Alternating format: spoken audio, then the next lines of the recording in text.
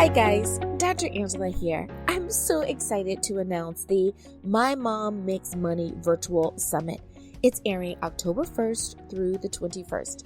Now, I happen to be speaking on October 13th. This virtual event will help entrepreneurial moms, mompreneurs, uncover secrets to up-leveling their business and create a lifestyle that they and their families love without additional overwhelming costs and stress. Now, it is the only summit of its kind launching in October that focuses on moms in business and their specific home and business needs by bringing together 21 professional experts as well as life experts like me who share their insider tips and strategies. Now, I'm excited because I know that there's many of you that are juggling all of these aspects of business and family, and I want to help you find the solution. Now, included in this summit will be practical tips and strategies to manage your mindset and advance your personal development. Actual business tips to help you streamline your processes and get better results in less time. There's home and work balance tips and strategies, something I'll be talking about. Relationship advice so you can have fulfilling relationships with your significant other and children, as well as steps for moving forward in confidence, hope, and joy. Something else I'll be touching on. Now, I love the intention of this summit, and I hope that you'll be able to join in for this free online summit. Again, it airs October 1st through the 21st. I speak October 13th. Best of all, you're going to receive one expert interview each day directly into your email. So, how do you attend? Simply sign up. Go to drangellachester.com. That's drangellachester.com. I want to make sure that you not only get signed up for the summit, but that you receive the link and the promo code to my free gift. I can't wait to see you level up.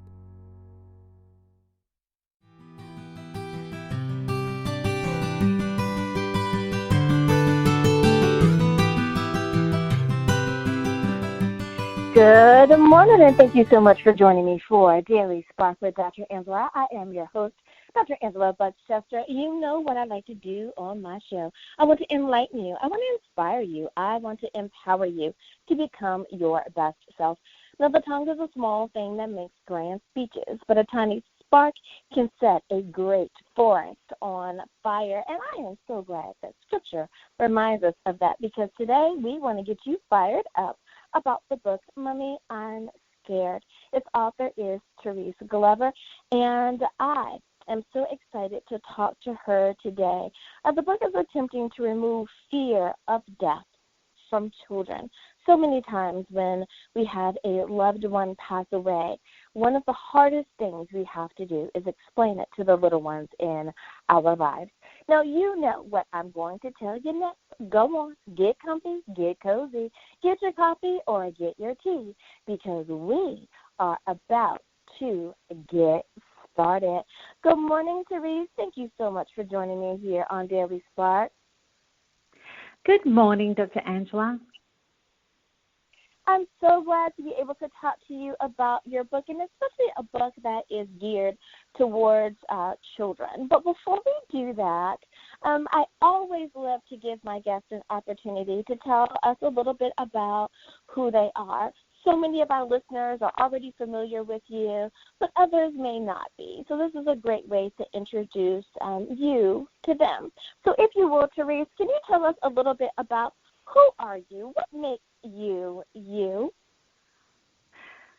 So who am I? That's a really good question. My name is Therese Glover. I live in Australia. I'm a mum with two kids, grown-up kids now. I've got a daughter who's 21 and a son who's 17.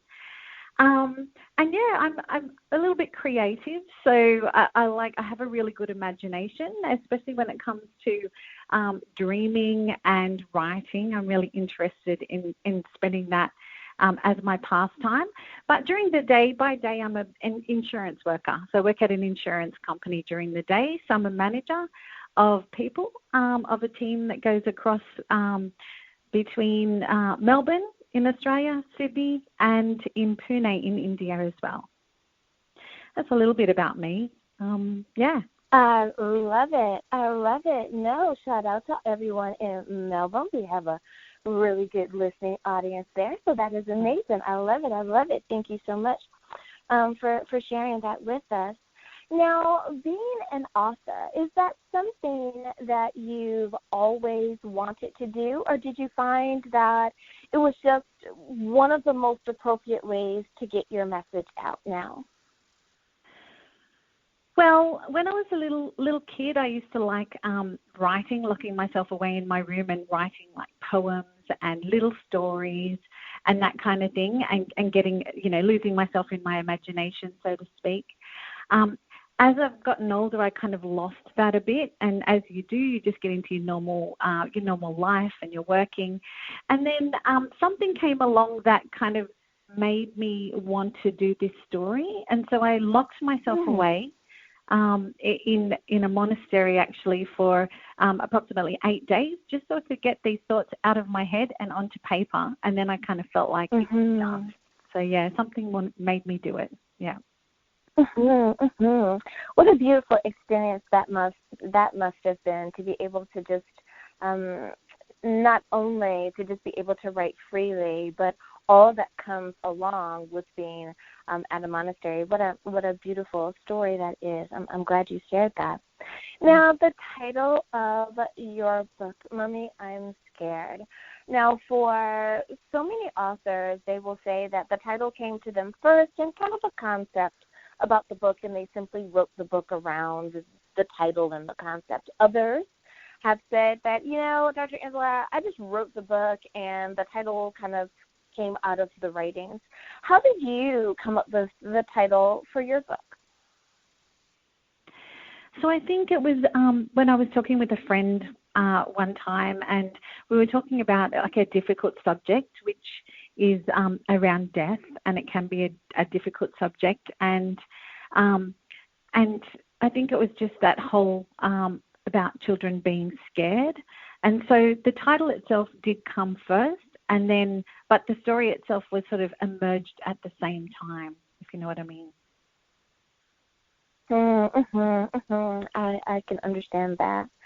Now, what was your did you have a particular audience in mind while you were writing? Did you have, I hate to always say the word demographic, that's kind of so clinical almost in asking, but in your mind's eye, were you thinking of a particular audience that you wanted to write the book for or towards?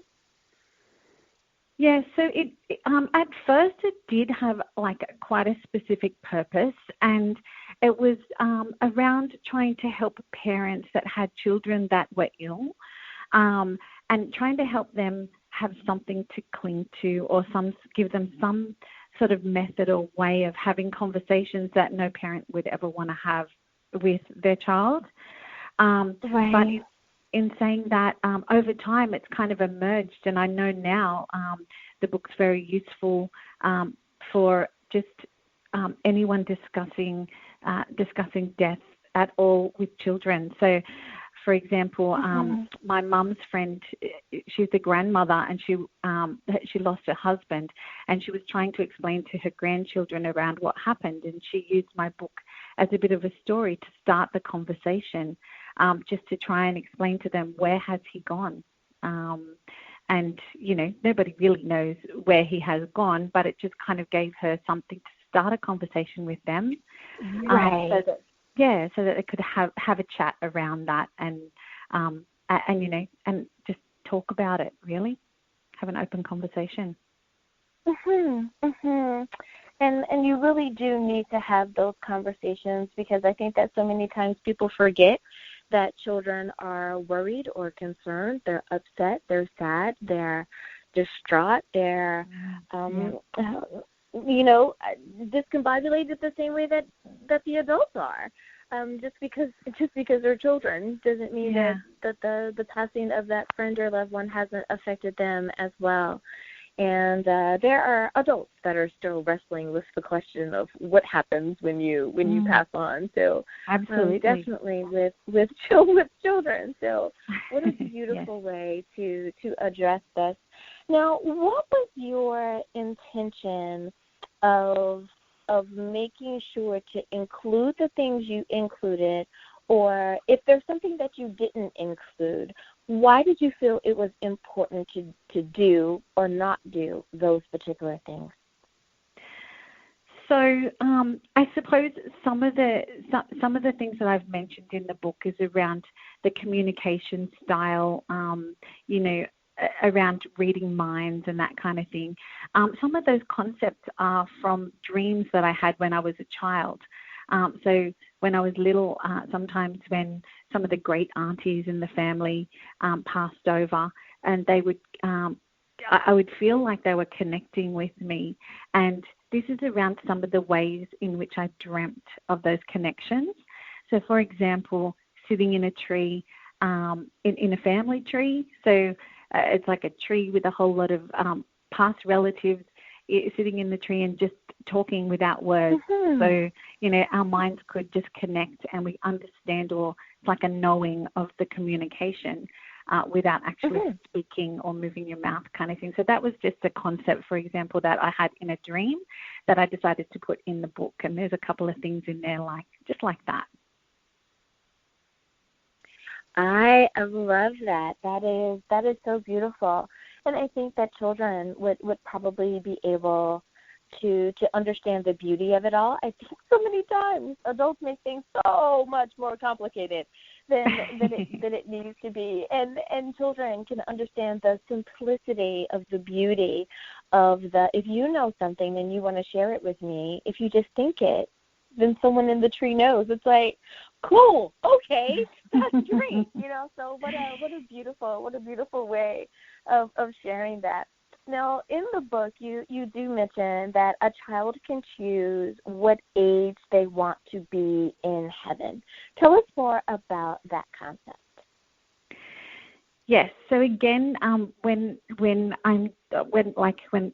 my dreams, when I've been talking to different relatives and that have passed, I see it's like a hologram. So you can kind of see, and the ages change. So the energy of the person is still the same, but they may be in their 40s, they may be in their teens, they may go into a childlike state, and it's kind of like the energy will move into, it like appears like it's different ages, but it actually is just the one energy and the one sort of person or familiarity. But it's just the vision that changes as to the different ages that they be. And it tends to be different ages, like where there's positive emotions attached. So, it's like they're choosing their age that they want to be, where good things happen to them in their life. Yeah. So perhaps like 5, because you get to go to kindergarten, or maybe when you turn 10, because now you're double digits. So something that's positive, and I know that's so generic, but something that's positive to them. I can follow that concept. I like that. Now, you kind of touched on it a little bit earlier, but just in case someone came in a little bit later, you were mentioning that there's a family tree. Why is it important that it's a family tree as opposed to, let's say, just any old pretty tree from a park? That's a really good point. I feel like it's a family tree so that a child feels safe when they're surrounded by their family. And so if you can create that concept of family in the future, even though we can't guarantee that there will be family for the child after they've passed, by giving them that concept around there's family there surrounding that person that has passed, it gives them something to go, okay, I won't be alone. And it's that feeling of security or the feeling of safety that they might feel when they have family around.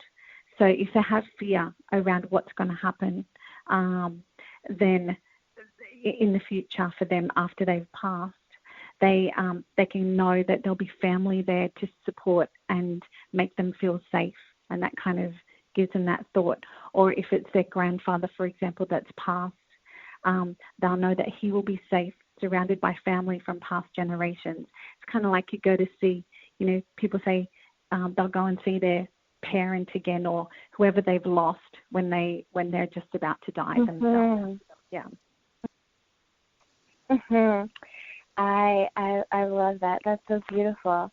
And you talked about the communication, but the lack of words.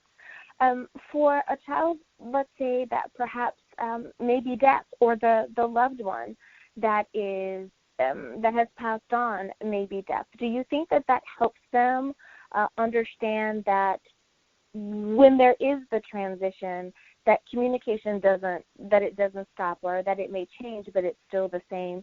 Do you kind of talk about that or address that in any way? Yes.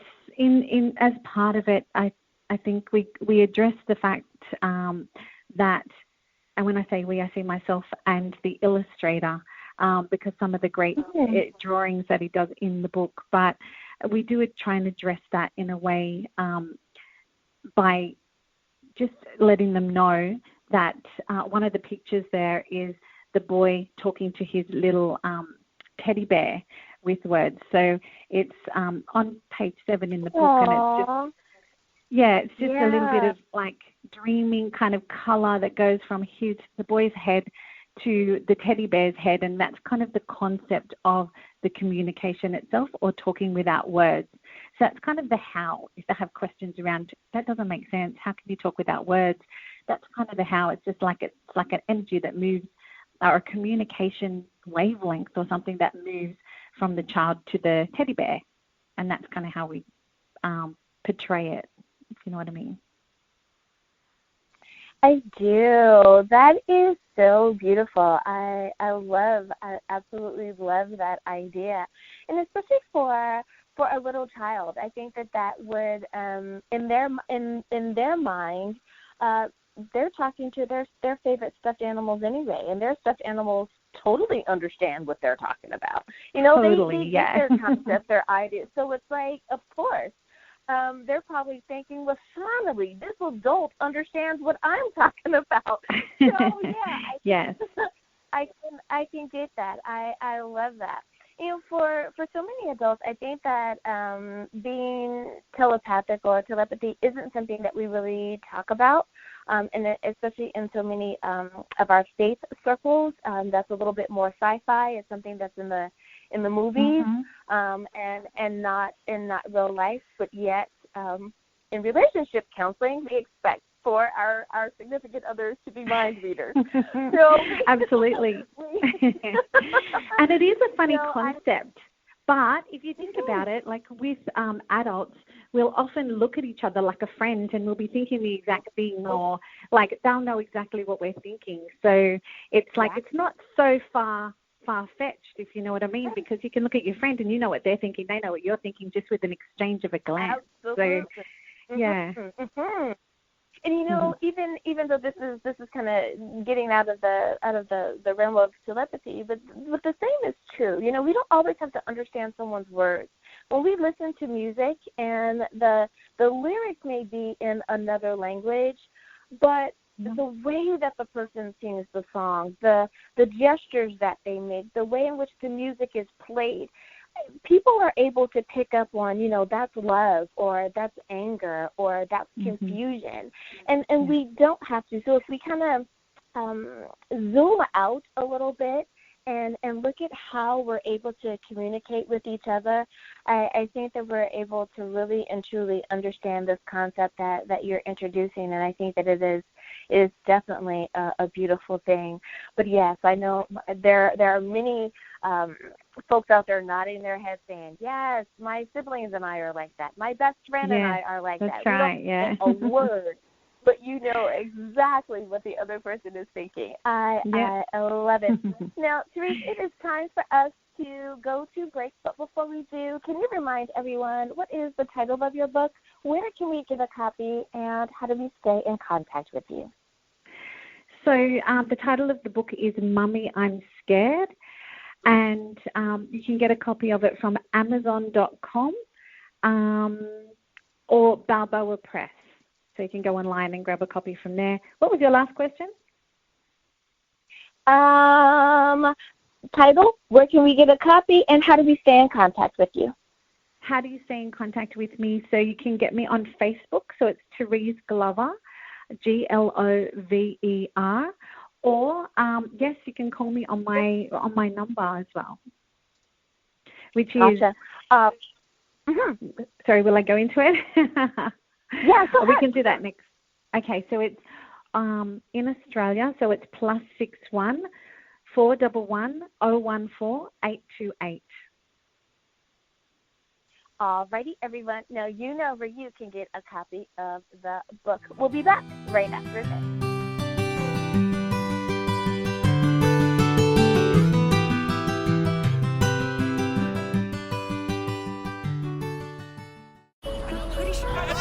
Discovery. No, just a sec. What would it look like if we listened more? Could the right voice, the right set of words, bring us all just a little closer? Get us to open up, even push us further? It could, if we took the time to listen.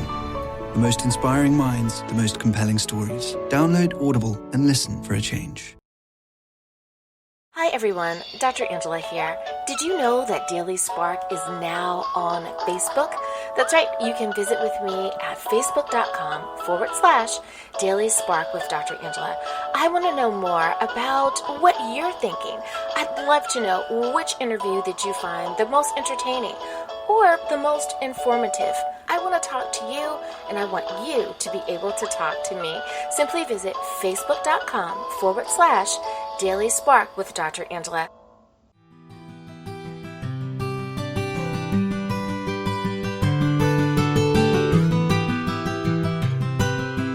And we are back. Thank you so much for joining me for Daily Spark with Dr. Angela. I am your host, Dr. Angela Chester.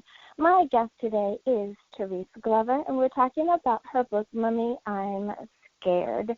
And we are talking about explaining the passing on death of friends and family members. And it is a concept that can be quite challenging for many when we're trying to explain it to our little ones.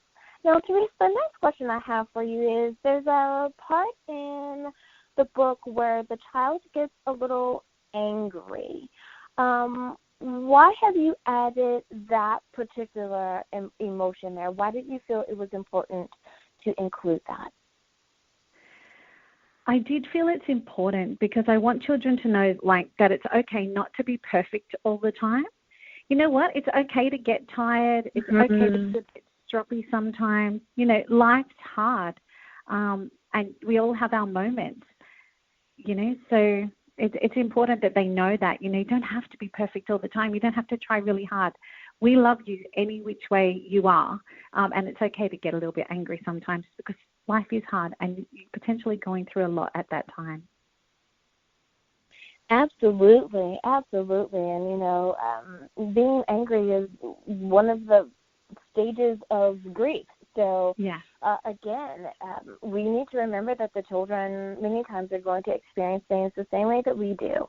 So definitely give them that permission to be okay. But I like how you said that they need to know that they don't have to be perfect in that moment, that, that you don't have to get it right. I like that. Now, at one point you mentioned the jobs that are available or that people do in heaven, and that the character in the book will find the right job for him. What sort of work were you talking about? Why did you feel that it was important to include that aspect? I think that, children grow up in this world seeing their parents go to work and knowing that one day they'll probably have a job of some description. And and like they know that relatives and friends have jobs, and that's just what they do. So I think it's kind of good to put that concept ahead as well. But the job itself is less about money and more about meaningful work. So it's around like there's no currency in heaven. Like there's no cash, there's no money like that. But it's around the currency is more around love. So the concept is we want our currency to be around love, and the way you show how you love people is through the work that you do and the things that you do for them. So these jobs that we're talking about are more around helping others. So they can be things like communication, where they can communicate to us here on earth. Our relatives after they've passed can come back and communicate to us and let us know how that we feel supported, that we're never alone, that there's always someone around us. And I think that's really important for children growing up as well, to know that they're never alone. And some people say that God is always with them, and others say if it's not a God that they believe in, then it's other. It may be something else. So it's more around that feeling of safety and security and never feeling like you're alone. And you can communicate, so they're still connected to us in some way via communication. But then some of the other concepts is, so we're talking about the trees that, the family trees in the park that people sit in and that kind of thing. So it's around, keeping the parks clean and healthy, and the garden kind of jobs, and, the gardening and that kind of thing. So that they have a concept that can basically choose anything you want to do. You don't have to get locked into anything that you may not enjoy, or if they see their parents not enjoying their job, they don't want that. They maybe don't want that for themselves. So it's giving them that idea that they can choose whatever in the world that they want to do. But some good jobs to choose are around communication and helping people. I love that. And, as you were explaining that in my mind, it helped them understand when we explained the Garden of Eden to them. And it's kind of like we go back to the garden. So when we are in heaven, we're able to, because somebody needs to pick the tomatoes or the apples or whatever their favorite fruit is. And people need to make sure that the table is set and we're all together. And it's like, absolutely. I thought about when my kids were little and watching Blue's Clues, and they say everyone, clean up or do this little thing, and it's like, we're all in it together, and how those shows do explain this cooperative work to children on a very simple understanding. I love it. Oh, that is so cool. I love that. Now, and you kind of touched on it a little bit about if they don't like their jobs, because sometimes, unfortunately, parents do complain about their jobs in front of their kids. And there's a part that you talk about kind of working too hard. Some parents do have very strenuous jobs when it comes to, they work, they come home, they're kind of dirty and dusty, and they're exhausted. Do you talk about that concept as well? Is there a sense of they don't have to work like that, that strenuous anymore? Do you address that in the book as well? We kind of do. It's around like when we say when I said they get tired, so they may experience like I kind of relate it to when you go out bushwalking, and I think we say that I go out bushwalking and it gets like the child gets tired as they're walking. So it's that concept of there's no physical limitation in heaven. So there's nothing to hold you back, so to speak. So we know that kids sometimes, especially if they've been ill or their relatives have been ill before they may have passed, they may get really tired early and they can't kind of keep up on the bushwalk, or it's that kind of thing. Or, for the tree, if they wanted to climb the tree, they may not be able to climb it because they're too tired, or they might have lost a leg, or something might have happened, to them. And so they don't get to experience that. So with this concept, they do, because there's no body to hold you back. You're just light as a feather. You can climb trees, you can run, you can do whatever you want. So no physical limitations there. That is so beautiful, and especially for, I'm thinking of, my little nieces and nephews, and trying to, especially the ones that are younger than 8 years old, and trying to explain it to them. What a very freeing concept for them, because like you said, I do have some loved ones that have experienced living life as an amputee, or grandparents do get tired, like you said, just because they're grandparents. They're older and they can't quite go as far as fast, and to now know that they can play all day, or be able to work and play and not be tired like they were before. What a beautiful concept.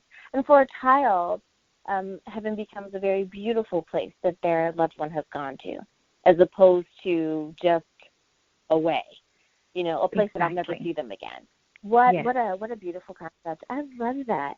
Very mindful of you to have written the book like this. I love it. I love it. Now, for when it kind of wrapping back around to the communication, and you kind of touched on it a little bit there, for children who say, I want to be able to talk to them. I understand that they've gone to heaven, so like they're in the sky, or however the parent describes that to them.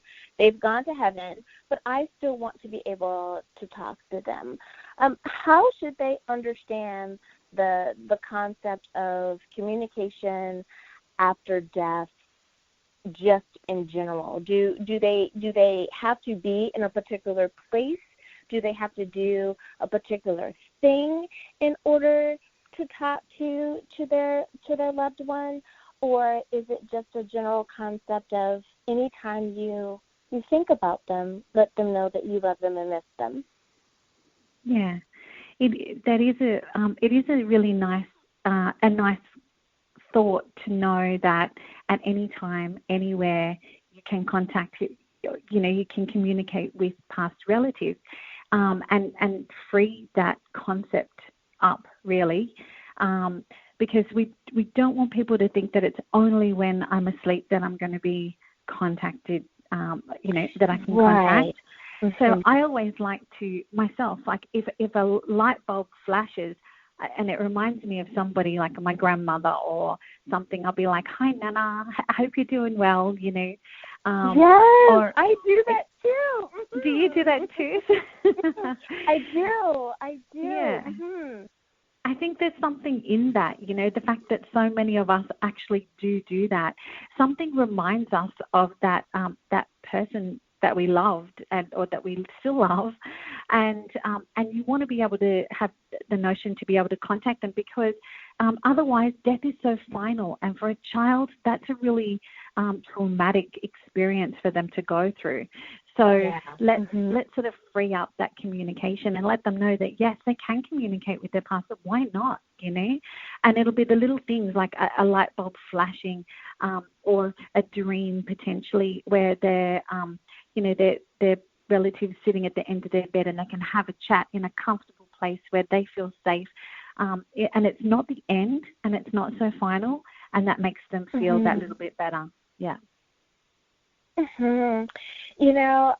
I love that, and I'm so glad that you said that, because that was confirmation for one of our listeners, because they were probably wondering and saying, I really think that there's something to this. And what a beautiful way. I had an aunt who passed away about 2 years ago now, and one of her favorite little creatures is the butterfly. And I don't see butterflies very often, but since her passing, I just simply choose, because I've seen butterflies all my life, but now I choose to, when I see that butterfly, I do go, hello, Auntie, how are you? And it's like, oh, butterfly, and just that little bit of extra. And I think for children that is important to say it's okay to miss them. It's okay to want to say hello to them and use those little things. I happen to believe that nothing is happenstance, that everything that happens for a particular reason, for us to learn something, for us to glean something from it, so that we can be our best. And even in the passing, that we're able to get this beautiful lesson of they are still with us. We can't see them, but they're still with us. And what a wonderful little reminder. I think that is just amazing. You know what? You have really done a very beautiful thing with your book, and especially now in a time when the world is dealing with the coronavirus. There are going to be a lot of little people right now who need to read your book or have your book read to them to help them understand that their loved one may be gone, but they don't have to be forgotten. What a beautiful, beautiful book you have written. Thank you so much for following your purpose and one of the many things you're supposed to do, but in writing this book. Thank you so much for that. You're welcome, and thank you for the opportunity to talk about it, because I love to talk about it. It means a lot to me, so thank you. Yes, I love it. Now, before I let you go, and I understand that especially with illustrated books that it's nice to give a little mention to our illustrator.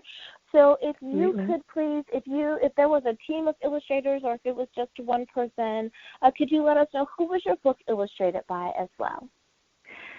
So it was by Adam Preston, Preston, Preston, and you can contact him on bluethumb.com.au.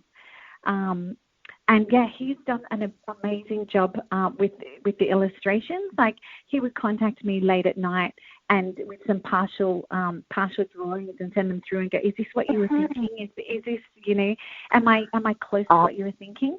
And I'd be like, yeah, you're doing a fabulous job, or no, you need to change this a little bit, And he really listened to me. Right. So I think the colors and the illustrations really make the book. And especially when we talk about the concept of the hologram or the being different ages, that kind of thing, and how it's illustrated was fantastic. Yeah, because that's a really important relationship there. It has to be spot on. And I've just heard so many people say, oh my goodness, I went through, 2 or 3 illustrators before I found the perfect person that could really bring to life what was in my mind's eye. So I'm so glad that you were able to find that person that could illustrate what you needed. I love it. Well, Therese Glover, thank you again for spending time with me here today and for sharing your beautiful book with our listening audience. For the very last time, if you would please, can you remind everyone the title of your book and where can we get a copy? So the title of the book is Mummy, I'm Scared by Therese Glover, and you can get a copy on Amazon.com or visit Balboa Press website. I love it. I love it. And listeners, of course, her information will be in the description. Thank you again, Therese, for spending time with us here today. Thank you, Dr. Angela. It was a pleasure. And listeners, I enjoyed spending time with you as well. I hope that we have enlightened, inspired, and empowered you or a little one to be their best today. As always, may the Lord continue to shine his face upon you. May you receive his grace and his mercy in all that you do. Until next time, everyone, remember that you are blessed in the Lord. Have a great day, everyone. Bye-bye.